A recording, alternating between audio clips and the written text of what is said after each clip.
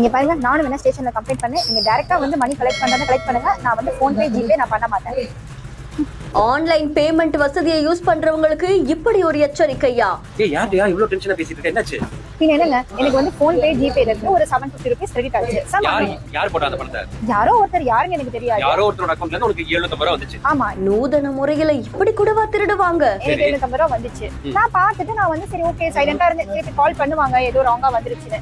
Rajkumar actor அப்படின்ற Instagram பேஜ்ல இருந்தா இந்த வீடியோ வெளியாகி இருக்கு. நூதன முறையில இங்க பல திருட்டு சம்பவங்கள் நடந்துகிட்டு தான் இருக்கு. அதுல முக்கியமா ஆன்லைன்ல பே பண்றவங்க இன்னும் எச்சரிக்கையோடையும் ஜாக்கிரதையா இருக்கணும் அப்படின்றதுக்காகவே இந்த வீடியோ வைரல் ஆயிட்டு இருக்கு. இதை பார்த்த பல பேர் நிச்சயமா இது ஒரு விழிப்புணர்வு வீடியோ அப்படின்னு தெரிவிச்சிருக்காங்க. அதுல இங்க இருக்கக்கூடிய ஒரு ஆக்ட்ரஸ் கிட்ட வட மாநிலத்தை சேர்ந்த ஒருத்தவங்க கிட்டத்தட்ட 750 ரூபாய் ஆன்லைன்ல பே பண்ணிட்டு அதை திரும்ப கட்ட சொல்லியிருக்காங்க. இவங்க சுதாரிச்சுக்கிட்டு அதை கட்ட மாட்டேன், திருப்பி தர மாட்டேன், நேர்ல வந்து வாங்கிக்கோங்க அப்படின்னு தெரிவிச்சிருக்காங்க. ஆனா அவங்க ஆன்லைன்ல தான் நீங்க கொடுக்கணும் அப்படின்னு இவங்க கிட்ட வற்புறுத்தி இருக்காங்க. அதாவதுனே இவங்களோட ஜிபேவுக்கு யாரோ ஒருத்தங்க 750 ரூபாய் பணம் அனுப்புறாங்க.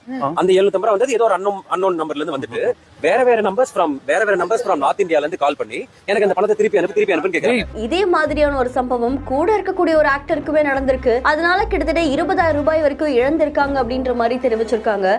இந்த மாதிரி வேற ஸ்கேம் வந்திருக்குடா. இப்ப என்னோட ஃபாதர்ல ரீசென்ட் எஸ்டர்டே அவர் அக்கவுண்ட்ல இருந்து 20,000 rupees போயிருக்கு. 20,000 கூகுள் பே ஒரு பார்ட்டாயிட்டு 2000 தானே எடுத்திருக்கு. போக மெசேஜ் வரலையா பேங்க்ல? மெசேஜ் கூட வரல. பேங்குக்கும் எது இன்ஃபர்மேஷன் இல்ல. நமக்கு நார்மலி நமக்கு கூகுள் பே எல்லாம் போகும்போது நமக்கு இன்ஃபர்மேஷன் வரும்ல.